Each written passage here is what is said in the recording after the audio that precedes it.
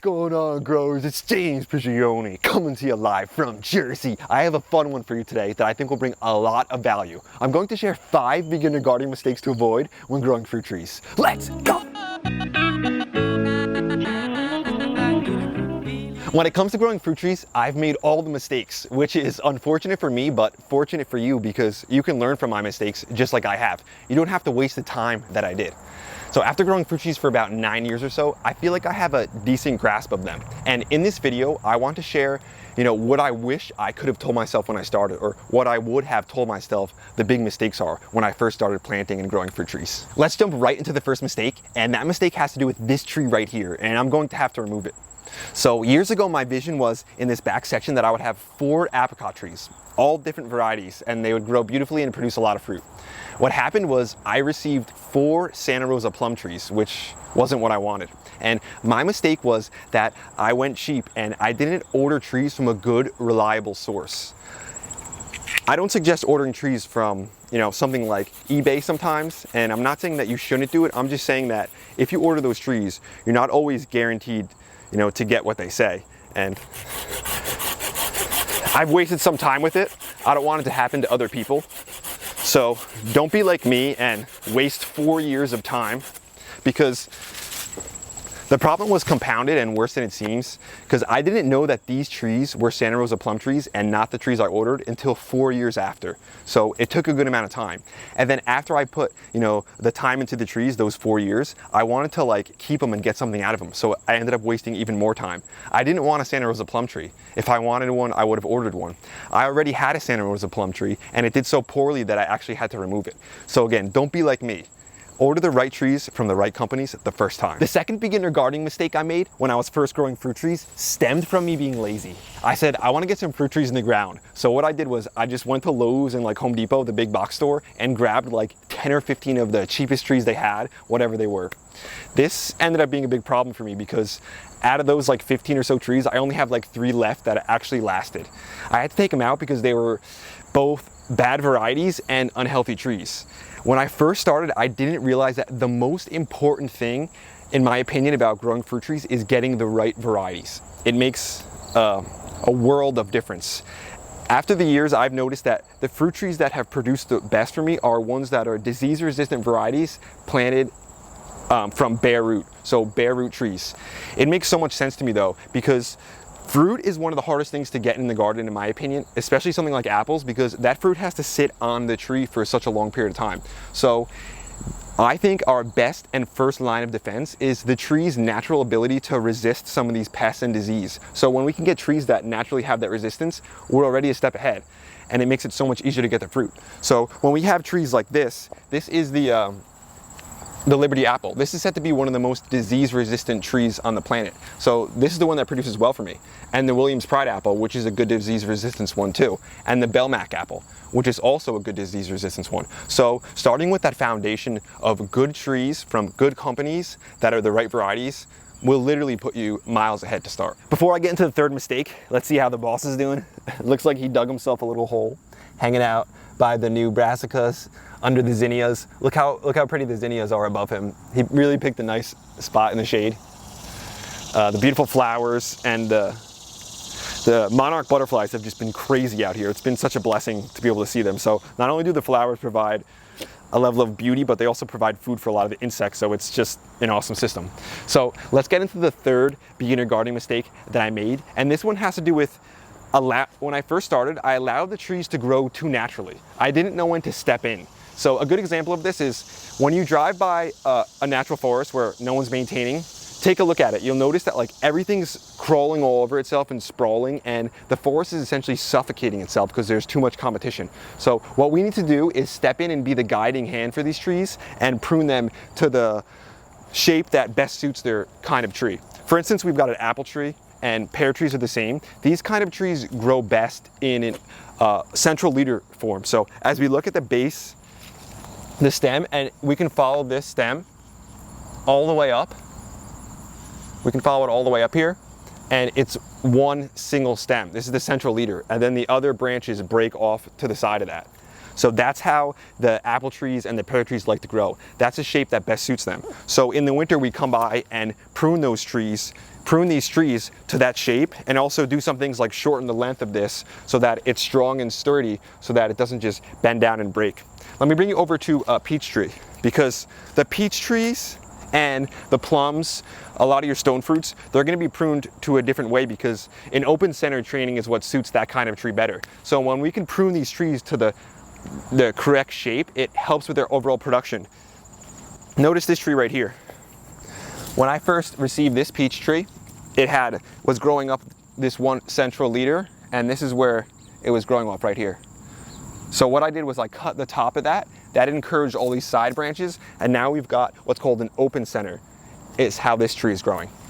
And that's, again, how the tree does best, because these peach trees, they're in the location that I'm at, they need a good amount of light and a good amount of airflow. So when you open up that center, it really creates the perfect atmosphere for that. Another thing you want to do is know that your pruning is always done in dormancy of these trees in the winter, but in the early spring, you'll see some small like water shoots coming up in places that you don't want them to grow. So for instance, you'll have like a little green growth in one little spot. What you want to do is come by and just rub that off if it's in a location you don't want it to grow, because it's a lot less impact on the tree if you remove that growth when it's young and green, as opposed to cutting it out when it's like a hard woody growth. Let's move on to the fourth beginner gardening mistake when it comes to growing fruit trees. And I want to ask if this has ever happened to you, because it has to me many times. So we go out to something like our apple or our peach tree in the late spring, early summer, and there are literally hundreds of fruit on it. I'm talking loaded with fruit.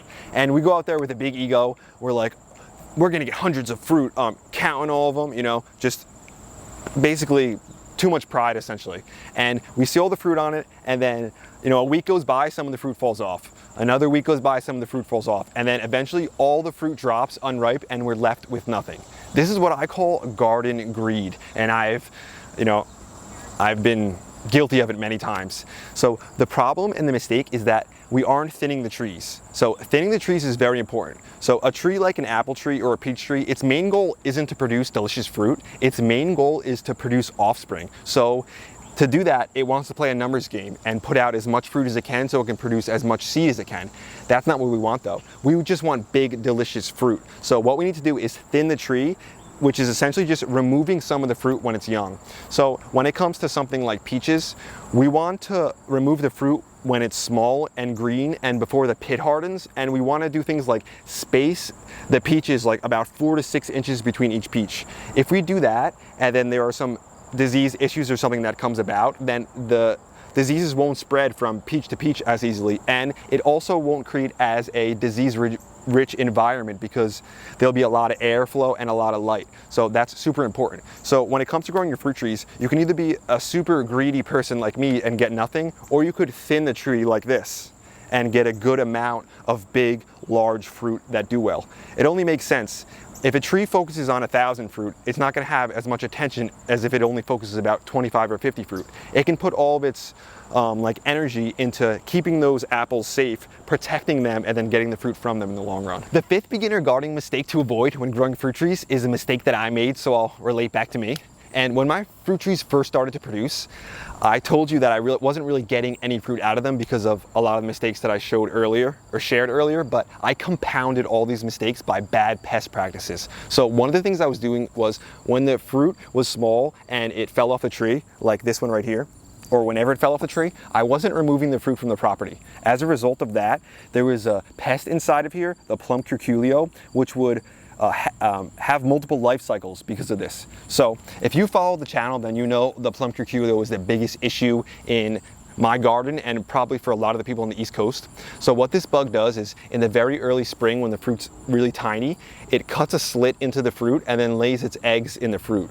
As the fruit gets larger, the larvae inside opens up and it starts eating the pit on the inside. This causes the fruit to rot. So that would happen, the fruit would fall off the tree, and then I would leave the fruit there. That larvae would then turn into another plum curculio, and then later in the season, it would go after my trees. So I was essentially creating a breeding environment for this plum curculio. So to solve that, what I did was, I now go around and remove any fallen fruit from any of the trees, and any branches that are badly diseased or anything, I remove them from the property, or I burn them. I throw them out.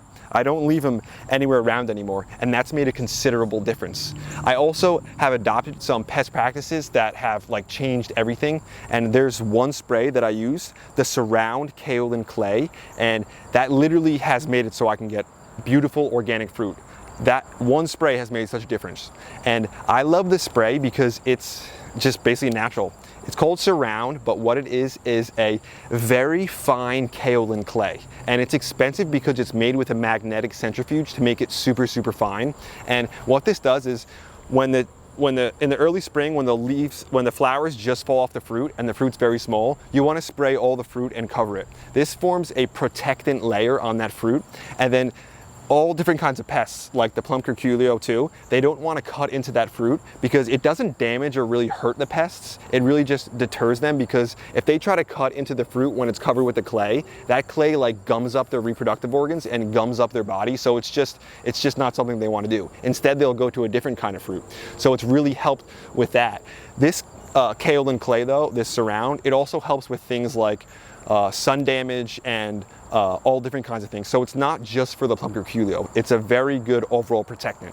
And then another issue that I had to resolve, I'll talk specifics, was those crappy trees that I showed you in the beginning, those Santa Rosa plums that were supposed to be apricots, they were infested with brown rot. So every spring they would get really bad brown rot on them, and I'll bring you over and show you, and the flowers would turn all brown and then they would like die off.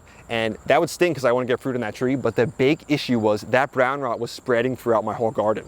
So to fight that, what I did was I sprayed the trees that were local to that when the trees were flowering with sulfur. And this is just natural sulfur. And what it does is just, doesn't allow the brown rot to spread to that tree. But I made very sure that I sprayed the sulfur only when there wasn't bees around at night, because this could hurt some of your beneficial insects. So just those few things, better pest management practices made a considerable difference. It's what made it so I can get incredible, delicious apples like this, that I can just come up, grab it, look at the size of it too, and get a delicious bite. So this is as a result of getting a tree from a good company, Rain Tree Nursery, a bare root tree, a disease-resistant tree, pruning it correctly, and then good pest management, spraying it with the Surround Kaolin Clay, and we've got beautiful organic food. And it might not look that shiny just yet, but just wait till I put it on my shirt, shine it up. And another good thing about that Kaolin Clay is you can spray it up to the day of harvest. It's just clay. You don't got to worry about it. So you follow a lot of these principles, and I truly believe that you'll be able to end up with some delicious, delicious fruit. It makes all the difference.